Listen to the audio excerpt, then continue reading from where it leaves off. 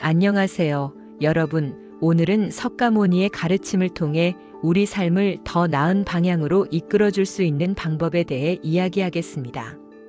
석가모니는 자비와 공감, 그리고 현재에 집중하는 삶의 중요성을 강조하며 우리에게 진정한 행복과 평화를 찾는 길을 제시합니다. 그의 말씀을 통해 우리는 관계의 평화를 찾고 내면의 평화를 얻으며 더 나은 삶을 살 수 있습니다. 오늘도 석가모니의 가르침을 통해 우리의 삶을 풍요롭게 만들어 보겠습니다. 한 사람이 석가모니를 찾아갔습니다. 그는 인생의 의미를 찾고자 했고 마음의 괴로움을 덜어내고 싶었습니다. 석가모니는 따뜻한 미소를 지으며 그를 맞이했습니다. 자네가 무엇을 배우고 싶어 하는가? 라고 물었습니다.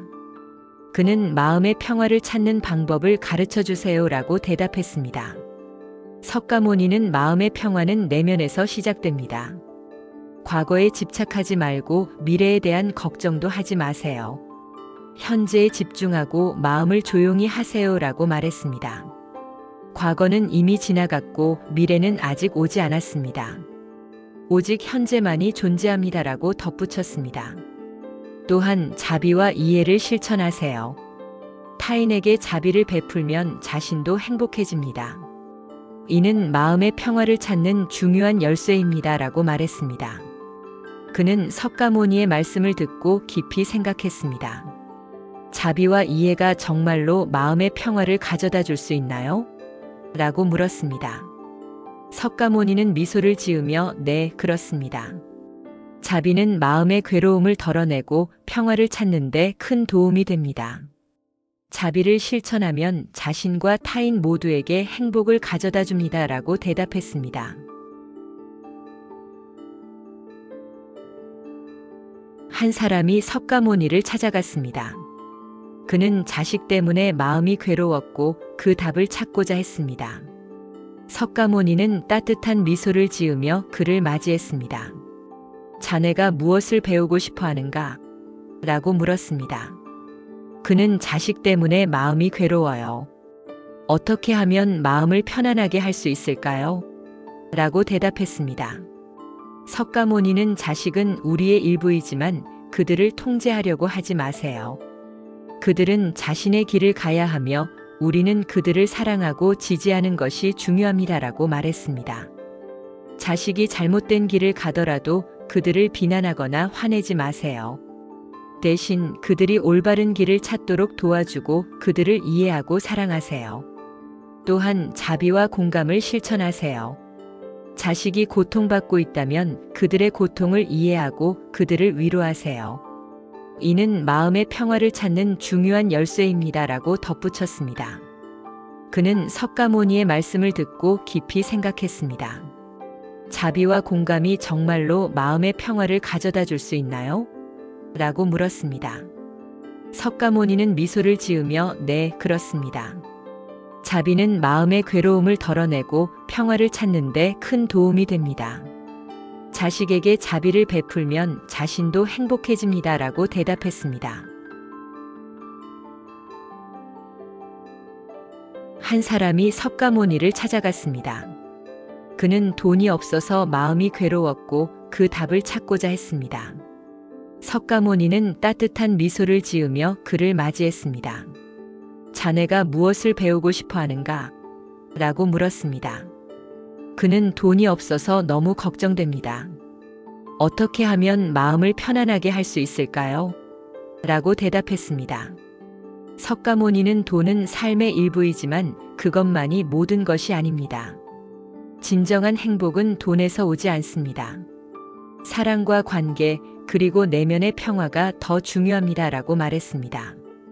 돈이 없더라도 자신과 주변 사람들을 사랑하고 그들과 함께하는 시간을 소중히 하세요. 이는 마음의 평화를 찾는 중요한 열쇠입니다. 또한 현재에 집중하고 과거에 집착하지 마세요. 미래에 대한 걱정도 하지 마세요. 오직 현재에 집중하고 현재의 순간을 충분히 활용하세요 라고 덧붙였습니다. 그는 석가모니의 말씀을 듣고 깊이 생각했습니다. 사랑과 관계가 정말로 마음의 평화를 가져다 줄 수 있나요? 라고 물었습니다. 석가모니는 미소를 지으며 네, 그렇습니다. 사랑과 관계는 마음의 괴로움을 덜어내고 평화를 찾는 데 큰 도움이 됩니다. 돈보다 더 중요한 것은 사랑과 관계입니다. 라고 대답했습니다. 한 사람이 석가모니를 찾아갔습니다. 그는 사람과의 관계가 너무 힘들어 마음이 괴로웠고 그 답을 찾고자 했습니다. 석가모니는 따뜻한 미소를 지으며 그를 맞이했습니다. 자네가 무엇을 배우고 싶어 하는가? 라고 물었습니다. 그는 사람들과의 관계가 너무 힘들어요. 어떻게 하면 마음을 편안하게 할 수 있을까요? 라고 대답했습니다. 석가모니는 관계는 서로 이해하고 존중하는 것이 중요합니다. 타인에게 자비와 공감을 베풀면 그들도 당신에게 같은 마음을 보일 것입니다. 라고 말했습니다. 또한 자신을 비난하거나 화내지 마세요. 대신 그들의 입장에서 상황을 이해하고 그들과 대화하세요. 이는 관계의 평화를 찾는 중요한 열쇠입니다. 또한 현재에 집중하고 과거에 집착하지 마세요. 미래에 대한 걱정도 하지 마세요. 오직 현재에 집중하고 현재의 순간을 충분히 활용하세요. 라고 덧붙였습니다. 그는 석가모니의 말씀을 듣고 깊이 생각했습니다. 자비와 공감이 정말로 관계의 평화를 가져다 줄 수 있나요? 라고 물었습니다. 석가모니는 미소를 지으며 네, 그렇습니다. 자비와 공감은 관계의 괴로움을 덜어내고 평화를 찾는 데 큰 도움이 됩니다. 타인에게 자비를 베풀면 자신도 행복해집니다. 라고 대답했습니다.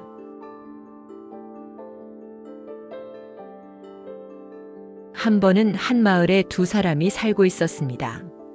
한 사람은 항상 다른 사람에게 자비와 공감을 베풀었고 다른 사람은 그렇지 않았습니다. 자비와 공감을 실천하는 사람은 마을 사람들과 항상 친절하게 대화하며 그들의 고통을 이해하고 도와주었습니다. 그는 사람들의 마음을 편안하게 하고 그들과 좋은 관계를 맺었습니다. 반면 자비와 공감을 실천하지 않는 사람은 사람들과 대화할 때도 항상 자신만을 생각하면 타인의 감정을 이해하지 않았습니다. 그는 사람들과의 관계가 좋지 않았고 항상 혼자였습니다. 석가모니는 이 두 사람을 보며 말씀하셨습니다. 자비와 공감은 마음의 평화를 찾는 중요한 열쇠입니다. 타인에게 자비를 베풀면 자신도 행복해집니다. 이는 관계의 평화를 이루는 데 큰 도움이 됩니다.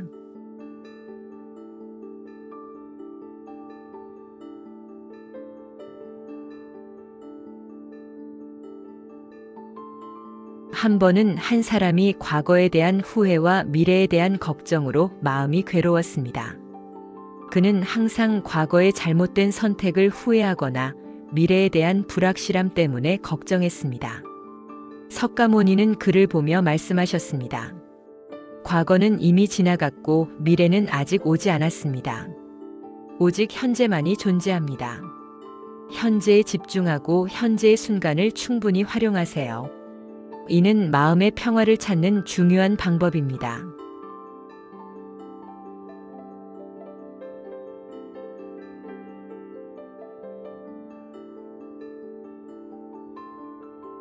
자비와 공감의 예를 알려드립니다. 한 번은 한 마을에 한 사람이 살고 있었습니다. 그는 석가모니의 가르침을 듣고 자비와 공감을 실천하고자 했습니다.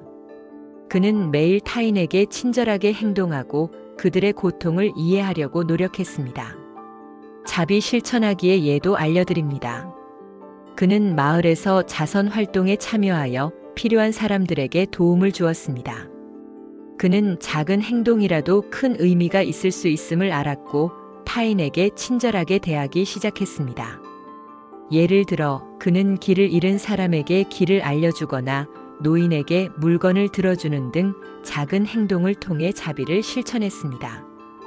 또한 그는 타인의 입장에서 상황을 이해하려고 노력했습니다.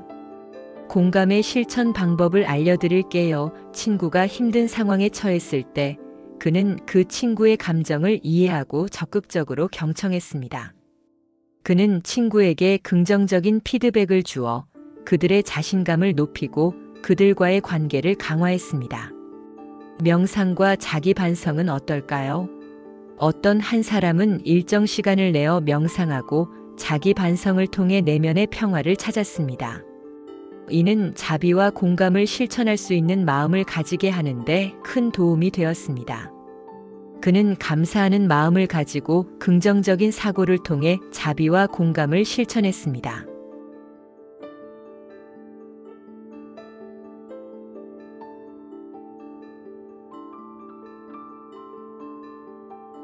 석가모니의 가르침은 우리에게 자비와 공감, 그리고 현재에 집중하는 삶의 중요성을 일깨워 줍니다. 이 가르침을 통해 우리는 관계의 평화를 찾고 내면의 평화를 얻으며 진정한 행복을 추구할 수 있습니다. 석가모니의 말씀처럼 자비는 마음의 평화를 찾는 중요한 열쇠입니다. 타인에게 자비를 베풀면 자신도 행복해집니다.